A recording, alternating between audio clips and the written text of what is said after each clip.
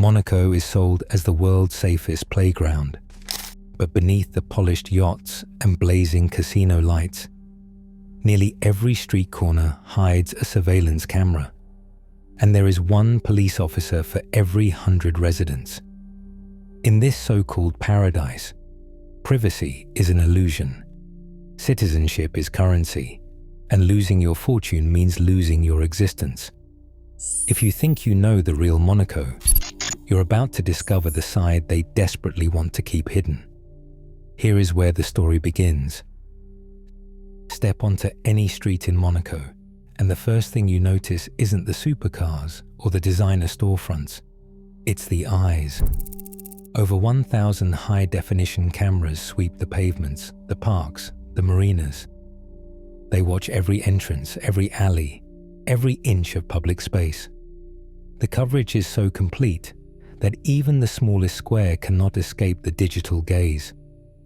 This is not a city with a few security cameras tucked away in corners. It is a surveillance grid where nearly every movement is recorded in real time. The numbers are as relentless as the cameras themselves.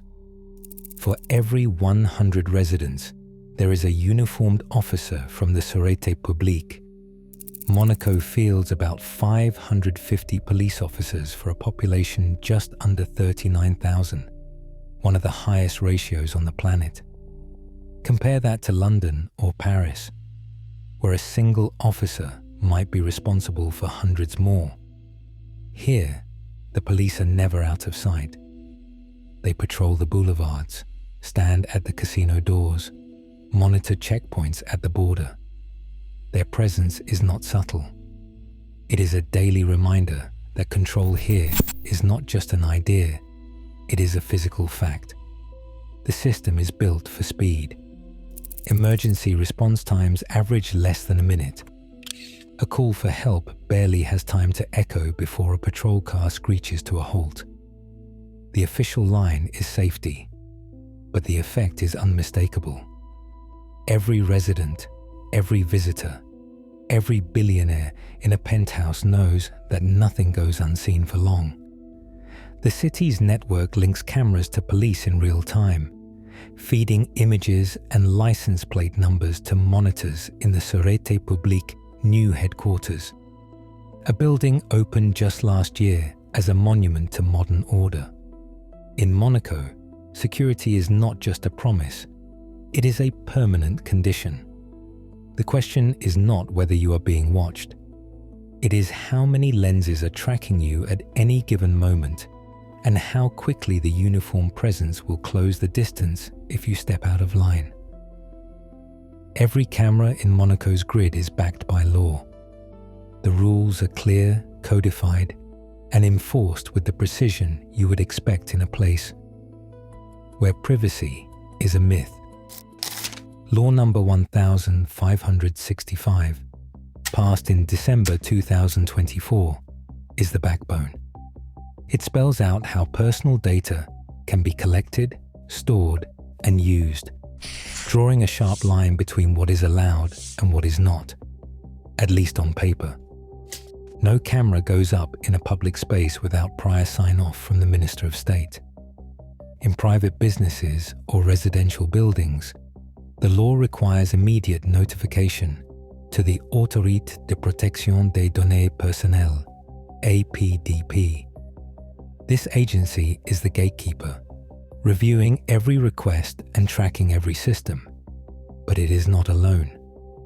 There is a three-tiered oversight structure: the APDP for general data, the Commission Spéciale de Sécurité Nationale for anything tied to national security, and the Délègue Judiciaire for judicial wiretaps or evidence.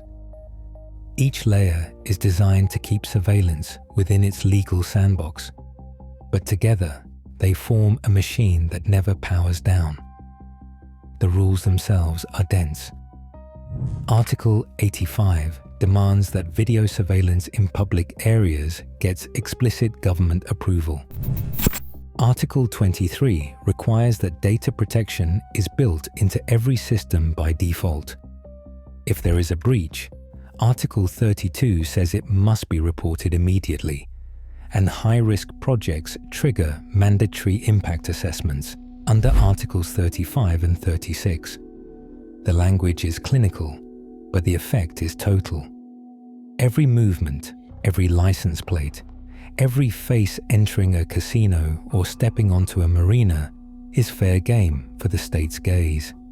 In 2023, a draft bill surfaced that would have allowed remote biometric identification, face recognition systems to spot wanted individuals in real time. The proposal raised eyebrows, but never became law. For now, Monaco's surveillance stops just short of automated biometric tracking, but the framework is already in place. The machinery for constant observation is not just hardware. It is a web of statutes and regulators, quietly normalizing a city where the rules of privacy are written by those who watch. Here, the law does not just permit surveillance, it expects it. Monaco is squeezed onto just over 2 square kilometers of rock and reclaimed land, yet nearly 39,000 people are packed inside its borders. That is a population density of about 19,000 residents per square kilometer, higher than anywhere else in Europe, and nearly triple the density of central Paris. The numbers do not leave much to the imagination. Every available patch of ground is spoken for. Every new resident means another apartment carved into the skyline, another balcony stacked above the next. IMSI, Monaco's statistics agency, tracks it all with clinical precision. The principality's density is not just a headline, it is a pressure that shapes daily life. The city map looks less like a Mediterranean postcard and more like a game of Tetris played by desperate developers. High-rises jostle for position, their concrete walls press so close that sunlight becomes a luxury. The average apartment here is smaller than in most European capitals, and even the wealthiest residents find themselves boxed in by their neighbors, sometimes literally as buildings rise within arm's reach of each other. Construction cranes are a permanent part of the skyline, signaling that the squeeze is only getting tighter. There is no breathing room. The sound of drills and jackhammers is as constant as the sea. Residents compete not just for square meters, but for daylight, for a glimpse of the sky. In the world's most expensive square mile, personal space is the rarest commodity of all. The numbers are not just statistics. They are a daily reminder that in Monaco, every inch counts. Monaco's map keeps changing, not by accident, but by design. When there is nowhere left to build, the answer is simple: make more land. The latest frontier is Portier Cove, a €2 billion project that stretches the very edge of the Principality into the Mediterranean. The plan began in 2013, paused after the financial crisis, then restarted with a treaty signed in 2015. By 2017, dredgers and cranes were pouring gravel into the sea, laying the bones of a new district where water once claimed the horizon. Portier Cove adds 6 hectares, 15 acres, of brand new territory to Monaco's ledger. Engineers have spent years sinking concrete caissons, building a seawall strong enough to hold back the tides and the weight of luxury villas. In 2019, the final caisson locked into place, closing the ring. By the end of 2019, the land surface was complete, and construction above ground began in earnest. Through the pandemic, crews worked under strict protocols, raising apartment shells and shaping a marina that will soon cradle super yachts. The first residents are expected by late 2024 or 2025. Every inch of Portier Cove is engineered for the ultra-wealthy. Plans call for luxury homes, manicured parks, and a private harbour, all stacked on land that didn't exist a decade ago. Environmental concessions, like relocating seagrass and installing artificial reefs, are listed in the project's public documents. But the real story is the scale of ambition. Monaco's answer to overcrowding is not to slow down. It is to keep building, even if that means redrawing the coastline itself. In the early 2000s, Monaco's gilded reputation cracked under international glare. In June 2000, the Financial Action Task Force, FATF, the world's most powerful watchdog on money laundering, put Monaco on its blacklist. The message was blunt. Monaco's banking secrecy and lax controls made it a haven for dirty money. For a country that sold itself as the world's most secure playground, the label stung. Pressure came from every direction. European neighbors threatened sanctions. Newspapers ran headlines about the shady side of the Riviera. The Principality scrambled to respond. By 2002, Monaco had rushed through new anti-money laundering laws, promising to bring its financial sector up to global standards. The scrutiny did not stop. The FATF removed Monaco from its blacklist, but oversight continued. Over the next decade, the OECD and the EU demanded even tougher standards. Monaco signed dozens of tax information exchange agreements and joined the Common Reporting Standard, pledging to share financial data on foreign account holders. Official press releases boasted of compliance, but the numbers told a different story. Year after year, the number of money laundering convictions stayed low. Just 14 reported offences in 2023, 23 in 2024, and only a few successful prosecutions were recorded. International reports noted that while Monaco's laws looked impressive on paper, enforcement lagged behind. Financial intelligence was often underused, and shell companies continued to move assets with little interference.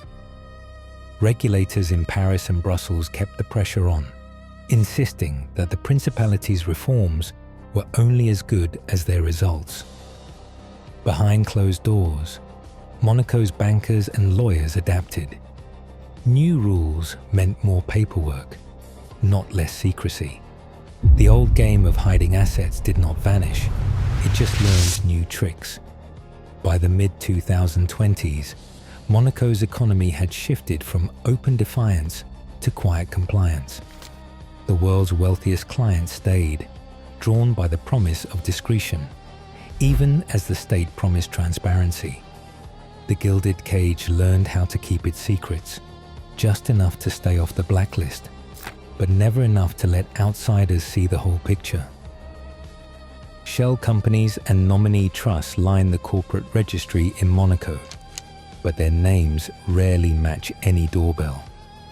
The ICIJ Offshore Leaks database links hundreds of entities to addresses in the Principality.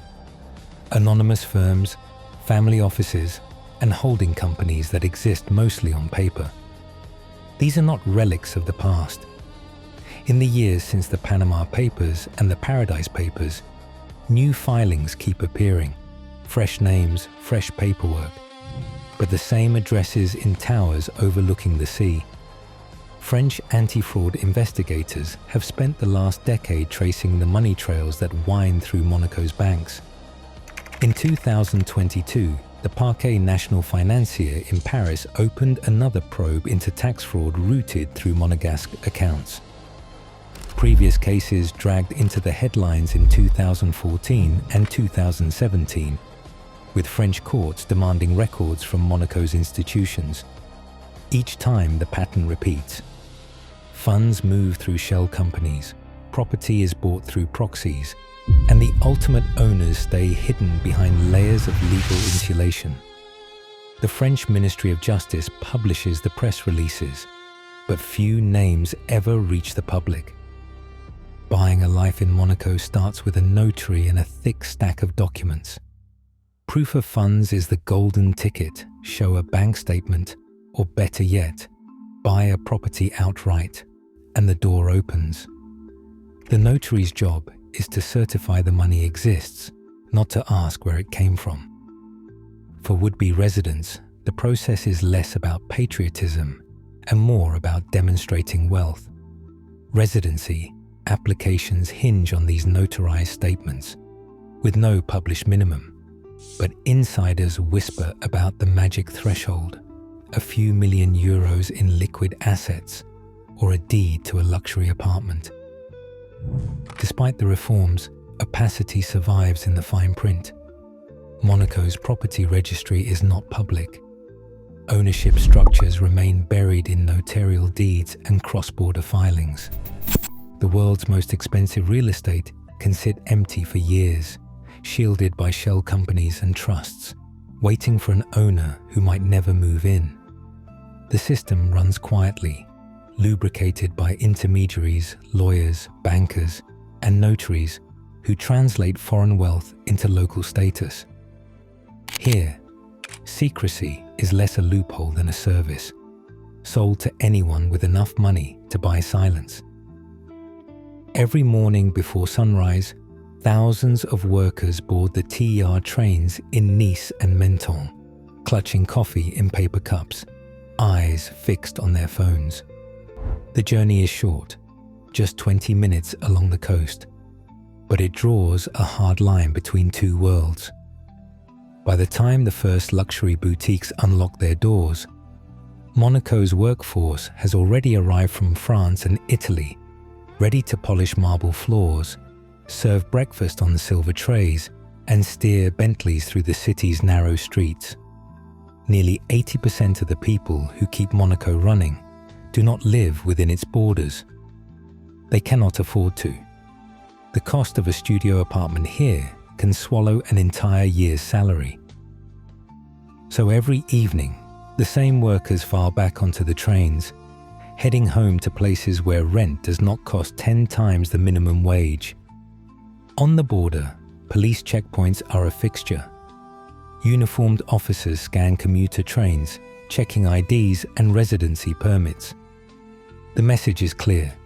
Monaco is for the wealthy, and everyone else is a visitor, no matter how many years they have spent making beds or cleaning the city's spotless streets. The rules are enforced with quiet efficiency. Those who lose their jobs or fall behind on paperwork risk losing their right to enter altogether. There are no affordable neighborhoods tucked away from the sea, no hidden pockets where the working class can build a life.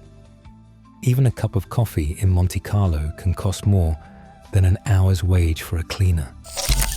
The city's perfection is built on this invisible tide of daily arrivals and departures. The workers who keep the lights on vanish by sundown, leaving behind a city that gleams on the surface but empties out at dusk. A winter evening in Monaco tells a story the brochures never mention. The towers of La Voto and Fontvieille glow faintly against the sky, but behind hundreds of glass balconies, the rooms are dark. In the heart of the Quart d'Or, apartments change hands for over 6 million euros, and the new ultra-prime addresses, Mariterra and Bay House, fetch more than 40 million euros each. Yet a registry snapshot reveals a strange pattern. The names on the deeds rarely match the names on the mailboxes. Many of these homes belong to companies, not people, shells within shells, each more anonymous than the last. The concierges know the truth. They water plants, collect post, and air out spaces for owners who might visit once a year, if at all. Some buildings see less than 1 in 5 apartments occupied through the winter. The rest remain silent, their curtains drawn, their kitchens unused. In these corridors, even footsteps are rare. The city's most valuable real estate is little more than a vault, a place to store wealth rather than a place to live. Monaco's property market runs on scarcity, but the scarcity is artificial. Prices climb ever higher, driven by buyers who need a safe address more than a home. Each empty balcony is a sign of status, not absence. At street level, the effect is unmistakable. The city feels hollow, luxury without life, a stage set for an audience that never arrives. The promise of paradise dissolves into a quiet that money cannot fill. Monaco still boasts the world's highest police presence and surveillance per square mile. These are facts that shape every life behind its gilded facades. As wealth seeks ever more exclusive refuge, the price is paid in freedom and in authenticity. The real lesson is this: paradise sold as perfection often hides the steepest costs. The question is, how much are we willing to trade for security? Let me know your thoughts in the comments.